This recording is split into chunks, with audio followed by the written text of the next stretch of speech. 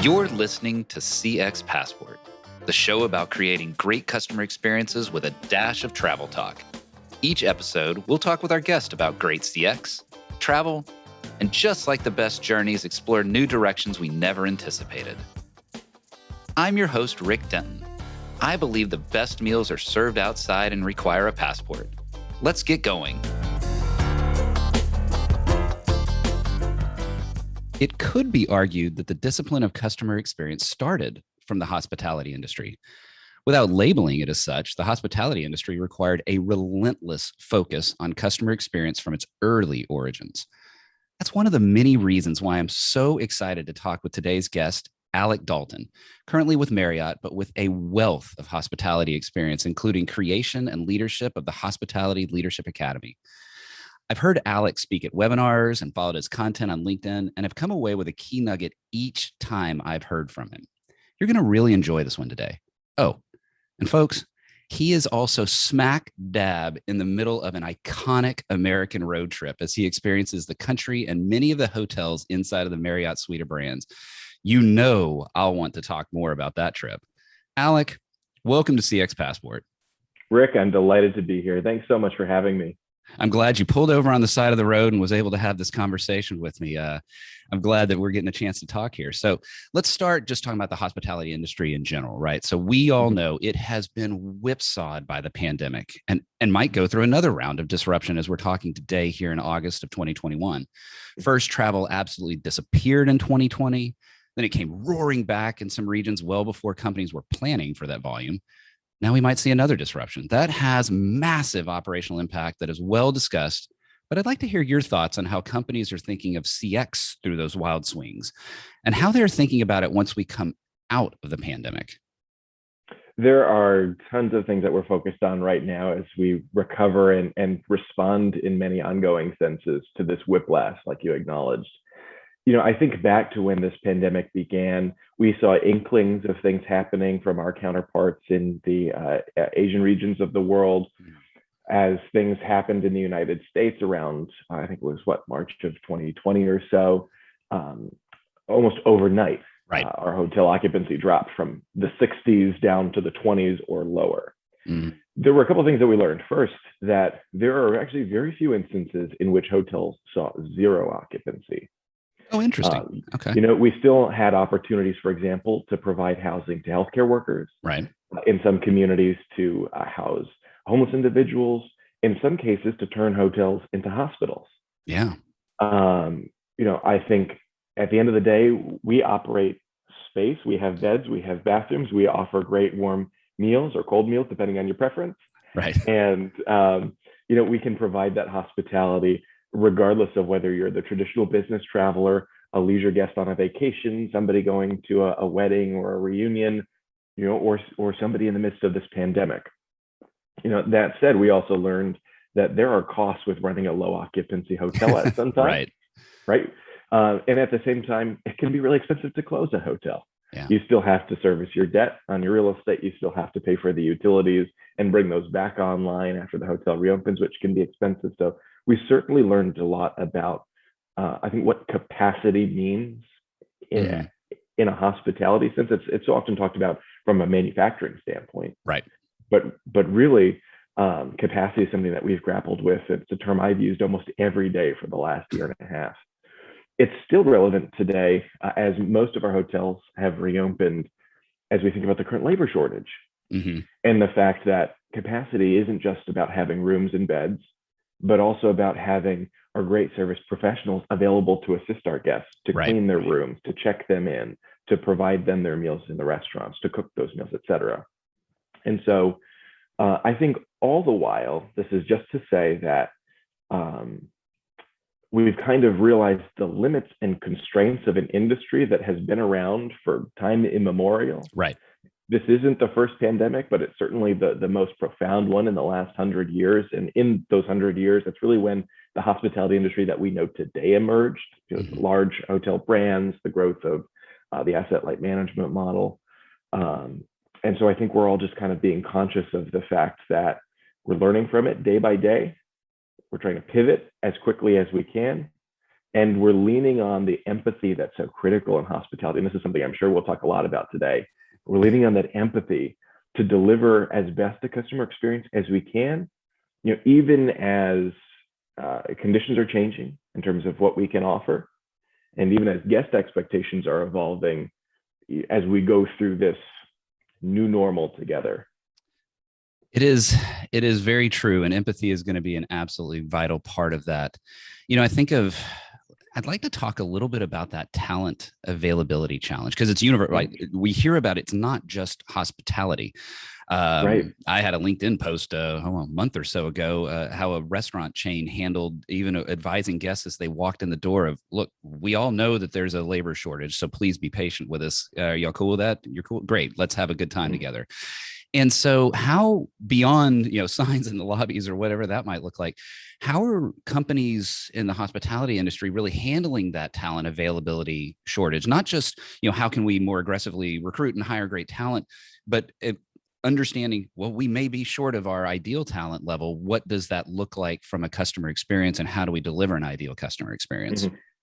From a CX standpoint, I think one of the biggest things is trying to make up for that lost capacity in different ways. And this is where technology has been a saving grace. Right. I look back to pre-pandemic, and many companies, Marriott, Hilton, Hyatt, and so many others, were deploying mobile apps. You could check in via the app or online. You could use your phone as the room key through RFID technology.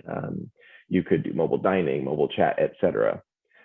But because of the contactless aspects of hygiene that really have proliferated throughout this pandemic, guests have more and more gravitated towards those digital options. Maybe not all of them, maybe some of them. It depends on their needs and their preferences and what they're trying to do, their comfortability with technology, their generational aspects of that, their cultural aspects of that. Right. But with the technology, we don't need necessarily somebody standing at the front desk to initiate a mobile check-in. Some of those services could be centralized or regionalized into hotel clusters in back office operations. We're looking into the use of a chat technology. How can we make sure that there's a person responding, or that a system is responding at least in a personal manner? And I think the pandemic has expedited a lot of this technology by years. Some people say as much as a decade. And that's that the ball is rolling. We're going to be seeing more and more uses of technology as time goes on. And I think it's beneficial for guests who want a convenient option or who prefer a contactless option. If they want to go to the traditional front desk, they're more than welcome to, and we'll look forward to welcoming them there. But if they prefer to connect with us in other ways, we've just opened those different channels. And at the same time, to the point of the question, we've expanded our capacity a bit to serve guests through those different means. Yeah. And okay, so that makes a lot of sense to me, that it is still delivering on a great experience through the use of technology and allowing guests that self-select into the technology channel to enjoy that, those that don't want to be in that channel to choose the human channel. But there's still something about, warmth and humanity when it comes to hospitality that I imagine you still want to deliver through your digital experience. And so how do you keep the humanity in that digital experience? It's such an interesting challenge. I think at the end of the day, a lot of it comes down to language, especially in a digital environment where you're not seeing somebody's face. You don't have a sense of body language. And a challenge of written language is that you very rarely get the tone correct. We can use words in their colloquial expressions and things like that. And you can use exclamation points galore. Right. And so what we try and do is use phrases that are familiar in a hospitality setting. At your service, it'll be my pleasure. We want them, of course, to be authentic. We never want to be rote, but we can use phrases like that. We can use punctuation. We also, I think, just apart from the linguistics of it, I think we need to lean on the essence of what empathy means, and it's acknowledging a guest, understanding their needs, anticipating needs that they haven't expressed, fulfilling on them. And if there's something that goes wrong along that very human process, it's recognizing a problem and correcting it. And I think at the end of the day, that's the formula for hospitality. It's not more complicated than that, but at the same time, as any of us know, it can be very complicated as humans. Oh my goodness, yes. You know what I'd like about this is, so I've asked that question a lot because that's a conversation that's come up with a lot of folks. How do you bring the humanity into the digital experience? Because that, Right. just like you said, a decade is maybe even an understatement of how fast things were accelerated. Because decisions in the boardroom of, I don't know, we really want to do that. Can we afford it right now? It was more of a, we have to do it to survive, and so accelerated that. Mhm. But what I like is how you brought it down to the simplicity layer. Like a lot of times the conversation gets into, very user focus groups and all those kind of things. And those are important. They are. I'm Mhm. not demeaning those or in any way, but I love what you're saying. Look, even like the use of a friendly exclamation point. If you think of the evolution of bots and the responses that we get through the digital assistants that we've used, how Mhm. sterile they've been in their origins, and how people got more comfortable with bringing that humanity in there. Now, I will say that I've seen some gaps there, and so you're right about this is not in the hospitality space. It is in fact in the financial services space. But I was engaging with an online bot, and it was clear. At Mhm. least they were upfront. Hey, this is a bot. I hate it when it's hidden, like I'm interacting with a human, but I'm not. Right. And when I asked, eventually it came to the point that it was unsolvable by a bot. And so I asked for an agent. And the bot's response was, I'll get you an agent. I hope they can help with that. And the tone of that was sort of, well, yeah, I hope they can help with that too. And I could You just got a see that little maybe side the eye from intent a was, robot. yeah. I bet the person who was scripting that was their heart was in the right place of, look, I hope we can help with that. But it came across Right. as this salty sort of, I hope we can help with that. Good luck, man. Best. See you later. And so those language choices, those small language choices really are what can help bring that humanity to the digital. So I really appreciate how you brought that in, Alec, of, hey, sometimes it's just the simple stuff to make it feel human. Exactly, exactly. And I think across industries, this is something that's going to be so interesting over the next couple of years. I mean, frankly, probably forevermore. Sure. The use of artificial intelligence Right. to simulate humans. Many of your listeners might be familiar with the concept of the uncanny valley, the idea that Right. in a human context, that if we try and simulate humans to a certain extent, there's always going to be that degree with which we know they're not a person. Like you said, you knew eventually you weren't talking to a person, you were talking to a bot. And it's trying to make sure that we're not creepy. Yes. Right. Yes. It's some hotels, for example, I saw a concept in Japan, a hotel that checks in guests using robots, and they had like one check-in was with a dinosaur and another check-in, I forget the other character. It was kind of fun. And then there was a human. There was a human robot, almost like a Disney animatronic. And I say that lovingly as a former Disney cast member. Right. But guests liked talking to the dinosaur because the dinosaur was cool and novel. Same with the other character. But when they were talking with the humanoid robot to check in, the facial expressions were off just enough. The movement of the mouth Oh in yeah. relation to the words being said was peculiar. The scripting of the language, Yeah. within the lines of some parametric code, unusual, and it just became a little creepy. Yeah. And so we have to be conscious of that. We have to avoid that. And I think that's where the role of CX is so important in bringing that human aspect into experience design, and also thinking from a behavioral lens Yeah. about what a customer might be going through. Boy, that's brilliant. And yes, I'm going to Yeah. check in with the dinosaur rather than the humanoid. So Yeah. I need maybe we'll talk after we finish the recording. I put that in the show notes of which hotel, because now I have a new aspirational travel point to go see Oh, there you the go. dinosaur check-in. So speaking of travel, though, I can't wait any longer. You have been on a months long iconic American road trip. Like, this is the kind of stuff that novels were written in the the mid 20th century. The dream of many. So how did you decide to launch this trip? And then I just want to sit back, turn my mic off, and listen to you tell us about all the experiences that you've had on this trip. Yeah, well, you can't work for a company like Marriott without loving travel. Right. And frankly, that's the reason why I work for Marriott to begin with. I think it's not the chicken versus the egg. I have been on a quest to hit all 50 states by age 30. Nice. I started the year out west celebrating New Year's Eve with friends in Tahoe. And then I being able to work remotely, decided, well, I'll spend a month on the Pacific Northwest, a few weeks in San Francisco. I'll drive up through Oregon, spend some time in Portland. While I was over there, I was supposed to go back to DC, but ended up in Idaho at one point, and then through flight delays, found myself in Denver. So, things just happen. There's a bit of spontaneity. As it became clear that Marriott's office was going to delay its reopening a few months, I decided, well, I'll go home to Rhode Island, where I grew up. I'm ordinarily based in DC. But rather than taking my usual 8-hour trek, along the Philadelphia, New York corridor, I Right. thought, well, I'll get to Rhode Island by way of the Deep South. Oh gosh. And and so I drove, from DC down through Richmond, hit the Carolinas, Georgia, part of Florida, wrapped my way through, Alabama, Mississippi, Louisiana, and the plan was then to go up through Tennessee, and then back through Appalachia. Well, spontaneity is going to be a theme here. I was supposed to do 2 weeks in New Orleans. I ended up leaving a week early because I realized I could hit Arkansas, Oklahoma, Kansas, Nebraska, Iowa, and Missouri within the same amount of time. Oh man! So I did that, and spent a good part of the summer in Rhode Island.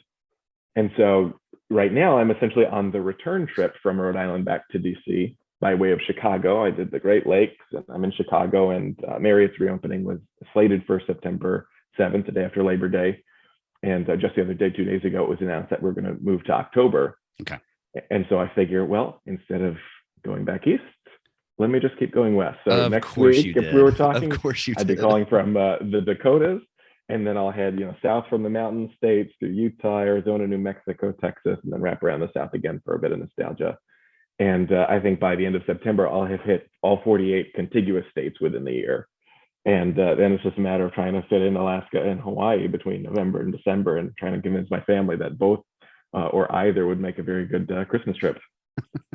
Well, I like the thought. Something tells me, I guess Alaska technically could be a road trip. Borders and COVID, I realize, complicate that a bit. But Hawaii, you may have to go away from the iconic road trip on that one. Maybe the road to Hana could be your road equivalent there in Hawaii. So by the end of this, will you have hit all 48? Is this going to get you this year? Mm-hmm. This will get me. Yep. Oh my gosh. Oh, yeah. Okay. So tell me like just one, because obviously we could consume hours with all your stories. Give me one interesting little nugget from your trip. What's a particular surprising or fun or shocking? Ooh. Go that path. My favorite thing to do is to find those hole in the wall attractions. I love the idea of Route 66, and I wish it was what it used to be. So being a travel junkie, I tend to follow a bunch of travel accounts on Instagram. And here's a tip for you and the listeners. What I do is, as I find places I want to visit over the course of my life, I bookmark them or save them on Google Maps. You can essentially kind of flag different places. Nice. And so if I were to show you right now, you'd see a couple thousand pins all over my map. It's hard to kind of live my daily life using the app as I navigate from place to place, but at least I've got inspiration wherever I go. Right. And so that kind of serves as my guide. But the more unusual, the better. Last week, I was in Wisconsin. I went out to visit Taliesin, the home of Frank Lloyd Wright, and had a beautiful tour there. And down the road is another house museum called House on the Rocks. And from the pictures, it looked Frank Lloyd Wright-esque. I guess one would expect that of his neighbor. Right. And it looked like a house perched on a cliffside. Very cool, very Instagrammable type of place. You go in, and it again seems, FLW-esque. Low ceilings, seating along the floor, lots of Cherokee red, and then things start to get weird. The classic white stenciled stained glass turns blue, and then tables become uplit stained glass. It's beautiful. Imagine a cathedral stained glass panel, but that's your table. And as you move through this house, then you start to interact with even more peculiarity. They had rooms, multiple plural rooms, filled with instruments that played themselves, or they had an animatronic orchestra, life-sized robots, going back to the robot theme here, about 50, 100 piece orchestra. There was a sculpture of a whale being attacked by a squid that was the size of the Statue of Liberty. It was the most peculiar place to find in Wisconsin. And here I am thinking, I'm just going to go on this 1 hour tour of a house on a cliff. But, I think that's the best thing about road trips. You can see so many places over the course of time. You can have some highlights that you want to see. And every step of the journey, you find these surprising nuggets that just stick with you and stay with you, and you want to talk about with other people. And so I will never do this destination justice. You'll have to check out the House on the Rocks. You'll have to trek out to Spring Green, Wisconsin. You'll make it worthwhile. Visit Taliesin while you're out there too. But we just live in such a beautiful country, and I hope everybody enjoys it.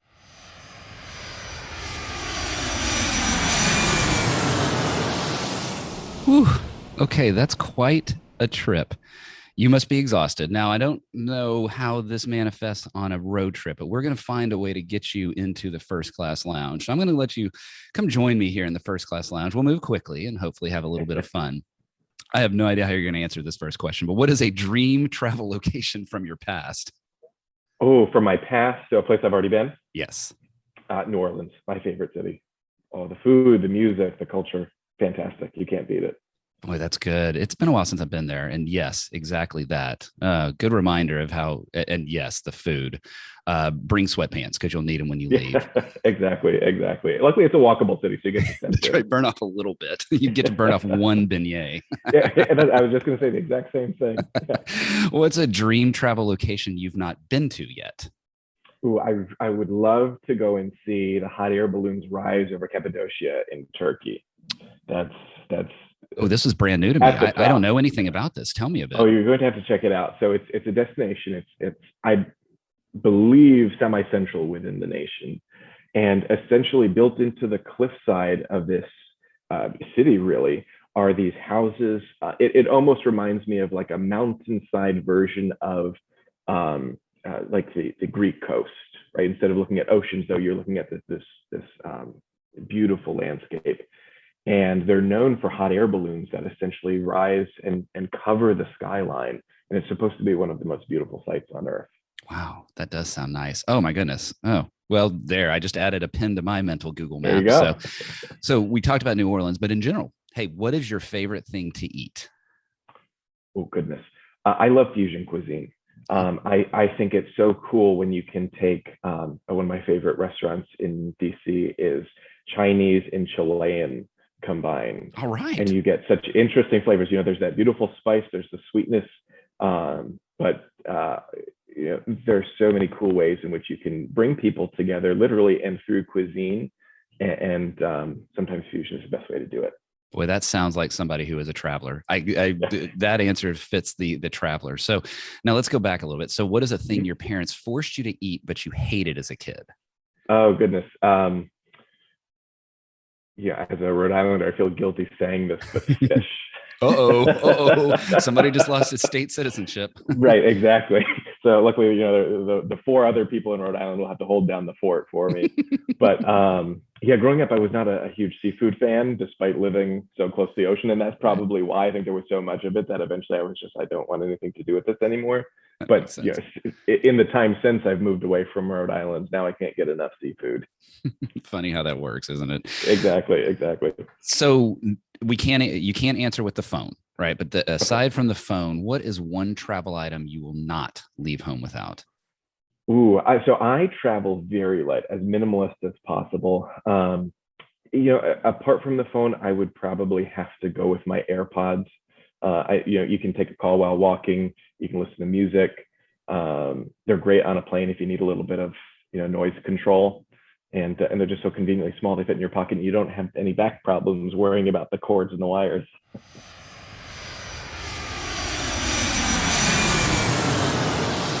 Alec, I've heard you talk about the showmanship of customer experience.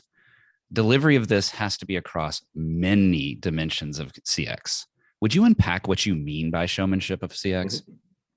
Yeah, I think back to my time when I was working with the Walt Disney Company. I was a concierge with Disney Parks. I was a recruiter for the company for over a year.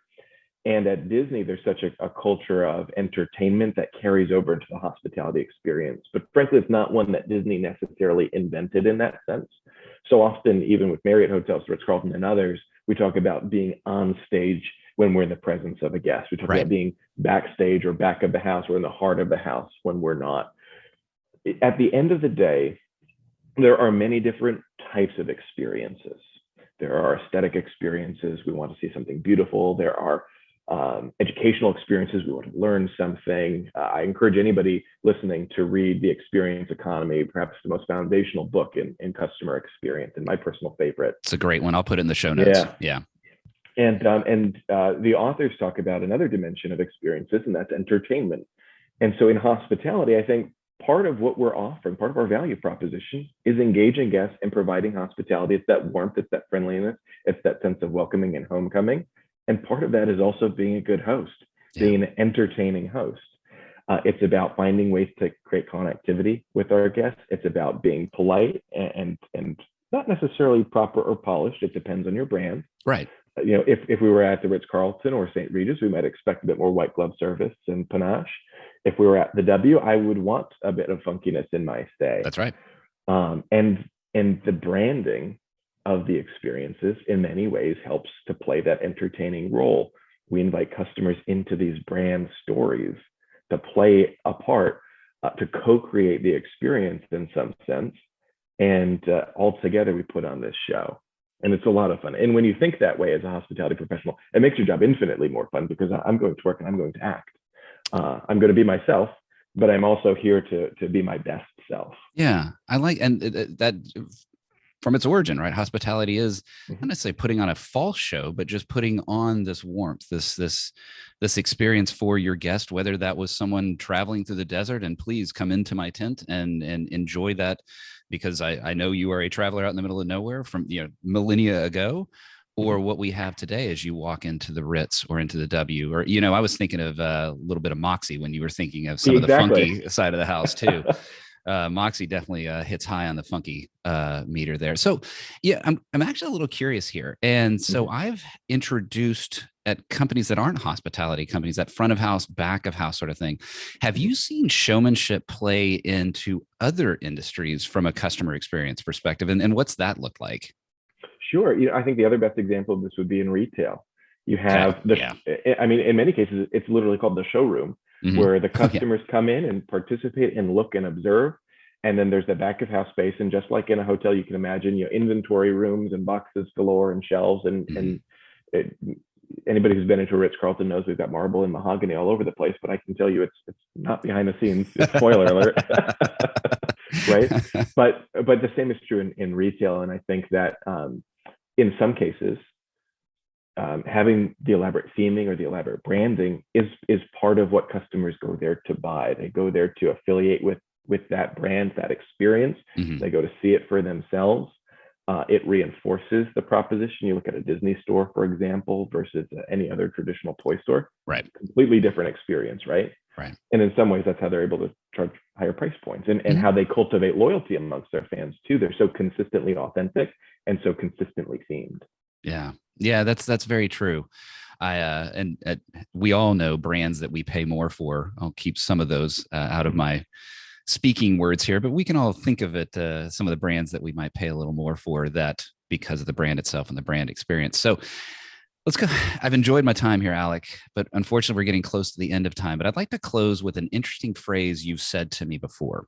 And it may be even kind of related to the showmanship aspect, but you've spoken about co-created experiences between the customer and the professional. How does that manifest? Sure. There's something that we call the service triangle in hospitality. And it's the idea that one pinnacle is the customer, the other is the service professional, the other is the brand. Okay. And so the customer relates to both. The employee represents and works for the brand and engages with the customer, and the brand is enlivened through the employee and delivered to the customer. Hospitality is all about a moment in time. Hospitality, we say it's infinitely perishable. The moment that now is gone, we can never have that now again. In other words, if a hotel room goes unsold tonight, we can't make up that cost ever. We can sell another room night tomorrow, but we can't make that one up. If a seat goes empty in a restaurant, the same thing. A seat oftentimes we think in denominators of time. Same is true in the entertainment world, an arena seat unsold or a flight seat in airlines. So in time, the employee is delivering service, they're engaging, they're responding, but that requires the customer to also participate. Yeah. You cannot be in a hospitality setting as a neutral vanilla blank slate and not have any form of engagement or transformation, good or bad, as part of that experience. And so it's up to hospitality companies and frankly, anybody in the service business to think about what degree of engagement and interaction do we have between our business and the guest? What is the flavoring of that? What's the theming, the branding? And how do we be conscious of emotions along the way? So we deliver the best possible emotion and we inspire loyalty in the longer term as everybody, the customer and the employee both, take away the memory. Wow. Okay. I folks, because this is an audio podcast, right, won't see my face, but I've just been sitting here with kind of my eyes wide, my mouth in a round shape, just sort of, wow. And that immediacy of now, and the fleeting nature of now, you can tell my synapses are having a little trouble firing because that short circuited me in a really good way. My brain is chewing on that, Alec. And so I thank you for letting us close on something like that. What a great conversation. I've really enjoyed, and I've learned a ton from you. I always do learn a ton from you, but then I've also just been fascinated by this thought of the road trip. And so I envy it and may need to replicate it sometime in the future, maybe just little portions, kind of like instead of doing the through hike on the Appalachian Trail, maybe just do little chunks, but your spirit to capture all of the states. What I look forward to is maybe talking to you in a decade and you saying, I've done this through all of the European countries, or I've done this through, let's expand and let's talk to you here and see what Alec's journey is ongoing. Well, it's been a brilliant conversation with you, Alec. Enjoyed every bit of it. Safe travels, get back on the road. And I wish you the absolute best and the greatest of stories that you collect and experiences that you'll have for the rest of your life. Likewise, Rick, thanks so much for having me. This has been an absolute pleasure. And thank you to everybody listening in as well. Hopefully you've taken away some good notes and possibly some ideas for your own bucket list. Thanks for joining us this week on CX Passport. Make sure to visit our website, cxpassport.com, where you can hit subscribe so you'll never miss a show. While you're at it, you can check out the rest of the EX for CX website. If you're looking to get real about customer experience, EX for CX is available to help you increase revenue by starting to listen to your customers and create great experiences for every customer every time. Thanks for listening to CX Passport, and be sure to tune in for our next episode. Until next time, I'm Rick Denton, and I believe the best meals are served outside and require a passport.